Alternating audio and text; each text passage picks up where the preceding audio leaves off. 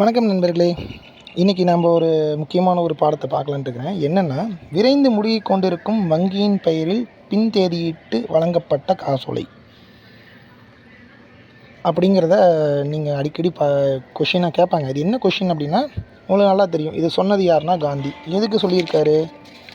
Grips தூதுக்குழுவோடைய விஷயத்துக்காக காந்தி சொல்லியிருக்காரு. இது ஆக்சுவலாக குரூப் 4 இவ்வளவு இருந்தாவே போதும். அந்த கிரிப்ஸ் தூதுக்குழு 1942 வந்தாங்க. அந்த தூதுக்குழுக்கு கிரிப்ஸுங்கிறவர் தான் தலைவர். அந்த தூதுக்குழு தோல்வி அடைஞ்சிருச்சு. அந்த தூதுக்குழுவை பற்றி கடைசியாக காந்தியோடைய கோட் விரைந்து மூழ்கி கொண்டிருக்கும் வங்கியின் பெயரால் பின் தேதியிட்டு வழங்கப்பட்ட காசோலை. இது குரூப் 4க்கு போதும். பட் ஆனால் குரூப் 2A அப்படியெல்லாம் கேள்வி கேட்க மாட்டாங்க. இதை பற்றி கொஞ்சம் உள்ளே இருந்து தான் அவங்க கேள்வி கேட்பாங்க. ஃபஸ்ட் இந்த விஷயத்துக்கு நம்ம ஒரு கதை மாதிரி படிப்போம். முதல்ல இந்த டைம் 1942 இந்த கிரிப்ஸ் தூதுக்குழு வர டைம் முன்னாடி நடந்த விஷயங்கள்லாம் என்னென்னா, அப்போ 2ஆம் உலகப் போர் நடந்துகிட்ருக்கு. 2ஆம் உலகப் போர் நடந்துட்டு இருக்கிறது மட்டும் இல்லை, பிரிட்டன் மிகப்பெரிய தோல்வியில் சந்திச்சிட்ருக்கு. முக்கியமாக ஆசியாவில் ஜப்பானோட பிடி ரொம்ப இறுக்கமாக பிடிக்கப்படுது. இந்தோனேஷியாவை கேப்சர் பண்ணிட்டாங்க. மலாய் தீவுகளையும் ஃபிலிப்பைன்ஸையும் அவங்க கேப்சர் பண்ணிவிட்டு வந்துட்டுருக்குறாங்க. அந்த ஜப்பானோடைய ஆதிக்கம் இந்தியாவுக்கு எப்போ வேணால் வரும் அப்படிங்கிற மாதிரி சூழ்நிலை இருக்குது. அப்போது அந்த டைமில் இந்தியர்களுடைய சப்போர்ட் நமக்கு தேவை அப்படின்னு பிரிட்டன் முடிவு எடுக்கு. முக்கியமாக நாம் இந்த விஷயத்தில் புரிஞ்சுக்கிறது என்னென்னா, பிரிட்டன் ஆட்கள் சேர்க்கறதுக்காக இந்த சப்போர்ட் அவங்க கேட்கல. ஏன்னா 1ஆம் உலகப் போர்லேயே இந்திய சிப்பாய்கள் போரிட்டுருக்காங்க. அந்த இந்திய சிப்பாய்களுடைய போரிட்டதுனால பல லட்சம் இந்திய சிப்பாய்கள் இறந்துருக்காங்க. அதை பற்றி நமக்கு பெருசாக வரலாற்றில் சொல்லவே மாட்டாங்க. ஆனால் உண்மை என்னென்னா, இந்த தனுஷ் நடித்த கேப்டன் மில்லர் படத்தில் அந்த மாதிரி ஒரு சுச்சுவேஷனை அழகாக காமிச்சிருப்பாங்க. இந்திய சிப்பாய்களுக்கு அந்த பிரிட்டன் இங்கிலீஷ் சோல்ஜர்ஸ் கீழே வேலை செய்கிறத ஒரு பெருமையாக நினச்ச டைம். அப்படிலாம் போயிருக்காங்க, இறந்துருக்காங்க. ஸோ அந்த ஆர்மி அப்படியே தான் ஃபாலோ ஆகிட்டுருக்கு. அதில் எந்த பிரச்சனையுமே இல்லை. பட் என்னென்னா, 2ஆம் உலகப் போர் டைமில் மக்கள்கிட்ட பிரிட்டன் கவர்மெண்ட் மேலே ஒரு மிகப்பெரிய அதிருப்தினா இனிமேல் பிரிட்டன் கவர்மெண்ட்டே இருக்காது, அதை நம்ம எப்போ வேணால் தொடச்சி எறிஞ்சிடலாம், ஜப்பான் எப்போ வேணால் நம்மளை பிடிச்சிடும்னு அவங்க பயப்பட ஆரம்பிச்சிட்டாங்க. இதில் ஒரு கொடுமை என்னென்னா, அப்போ இருந்த வின்ஸ்டன் சர்ச்சில் அவர் பாருங்கள், நம்ம அவருடைய ஒரு கதாநாயகன் மாதிரி ட்ரீட் பண்ணுறோம். உண்மையாலுமே அவர் இந்தியர்களுக்கெல்லாம் வில்லன். என்ன பண்ணார்னா, ஜப்பான் பர்மாவை பிடிச்சிருச்சுன்னு தெரிஞ்சோன்னையுமே வங்காளத்தில் இருக்க நெல் வயல்களையெல்லாம் அவர் அழிச்சிருக்கிறாரு. ஆர்டரே கொடுத்துருக்காரு, அழிச்சிருங்க, எதிரிகிட்ட அந்த நெட் வயல்லாம் கிடைக்கக்கூடாது. நிறைய பாலங்களை இடிச்சிருக்காரு சம்மந்தமே இல்லாமல். ஏன்னா எதிரிகள் உள்ளே வந்துடக்கூடாது அப்படின்ட்டு. இதனால் என்னாச்சு தெரியுங்களா? வங்காளத்தில் மிகப்பெரிய பஞ்சம் உருவாயிடுச்சு. எல்லாத்துக்கும் உணவு கிடைக்கல. இதெல்லாம் மேன்மேட் டிசாஸ்டர்னு சொல்லணும். இவர் என்ன பண்ணிட்டாருன்னா, இந்த எந்த உணவும் அந்த மக்களுக்கு கிடைக்கக்கூடாதுங்க ரொம்ப தெளிவாக இருந்திருக்காரு. வங்காளத்தை சேர்ந்த வைஸ்ராயே கூப்பிட்டு சொல்லியிருக்காரு, ஒரு கப்பல்லையாவது தானியங்கள் எங்களுக்கு கொடுங்க அப்படின்ட்டு.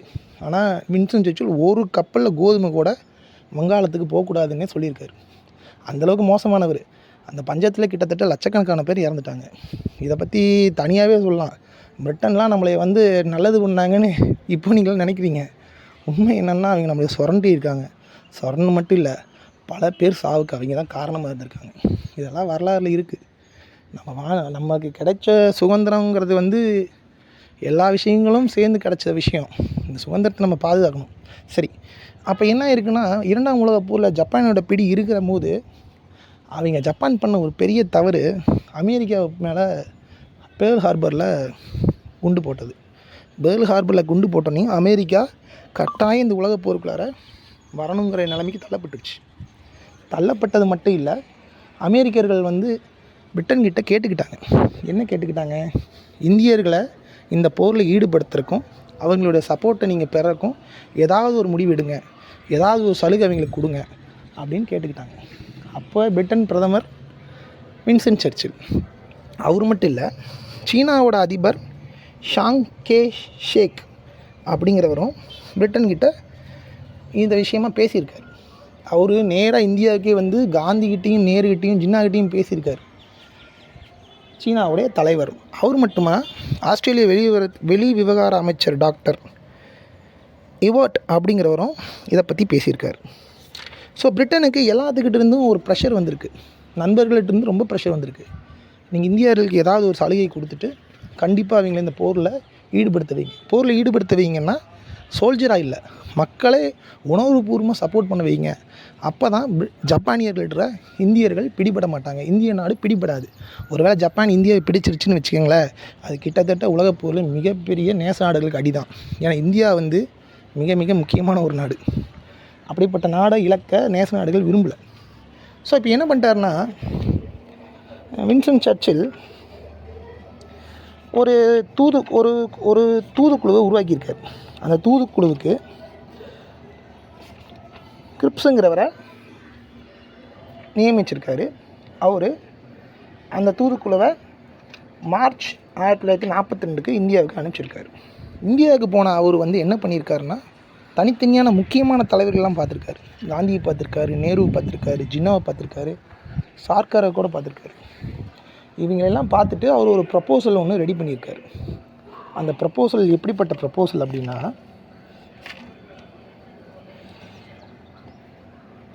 அவருடைய ப்ரப்போசலோட முக்கியமான விஷயங்கள் என்னென்னா, போர் முடிஞ்சோன்னையுமே இந்தியாவுக்கு